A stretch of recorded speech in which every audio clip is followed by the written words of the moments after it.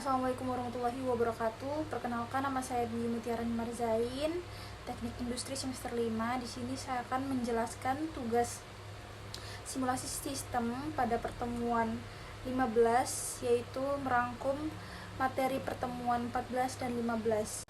Pada materi yang pertama yaitu komparasi sistem. Dalam melakukan komparasi, beberapa alternatif rancangan sistem tersebut memerlukan analisis yang cermat dengan tujuan untuk memastikan bahwa perbedaan-perbedaan yang timbul pada saat pengamatan benar-benar merupakan perbedaan performansi atau kinerja dan bukan merupakan perbedaan variasi statistik. Metode yang digunakan adalah uji hipotesis. Pengujian hipotesis. Secara umum, hipotesis 0 dinotasikan dengan H0 adalah konsep yang menyatakan bahwa pada tingkat signifikansi alfa, nilai mu1 dianggap tidak berbeda signifikan dari nilai mu2. Sedangkan hipotesis alternatif dinotasikan H1 adalah konsep yang menentang hipotesis 0 atau H0. Misalnya, H1 bisa menyatakan bahwa nilai mu1 dan mu1 berbeda signifikan.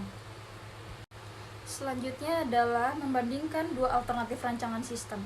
Metode yang digunakan untuk membandingkan dua alternatif rancangan sistem, yang pertama Welch Confidence Interval, yang kedua adalah Pair T Confidence Interval. Untuk metode Welch Confidence Interval mengharuskan bahwa observasi yang diambil terdistribusi secara normal dan independen dalam populasi dan antar populasi.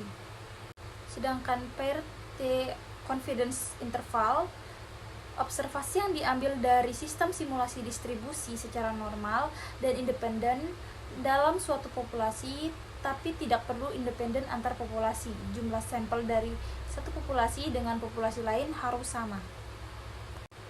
Metode membandingkan lebih dari dua alternatif rancangan sistem. Yang pertama pendekatan Bonferroni, yang kedua Advanced Statistic Model atau ANOVA. Pendekatan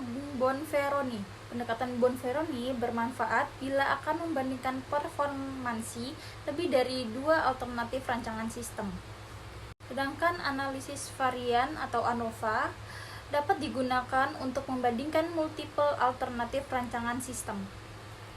Analisis varians atau ANOVA memungkinkan kita untuk mengelompokkan variasi total dari respon output sistem yang sedang disimulasikan ke dalam dua komponen, yaitu variasi karena akibat dari perlakuan, yang kedua variasi karena kesalahan eksperimental. Selanjutnya, perbandingan tes. Pengujian hipotesis menunjukkan bahwa tidak semua strategi memiliki respon yang sama. Selanjutnya, Divisor-Least Difference atau LSD tes dapat digunakan untuk mengidentifikasi desain-desain tersebut berbeda nyata.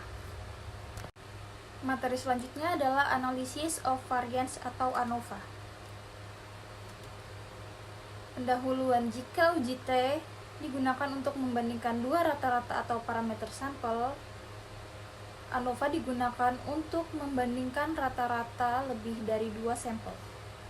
Asumsi pada uji ANOVA.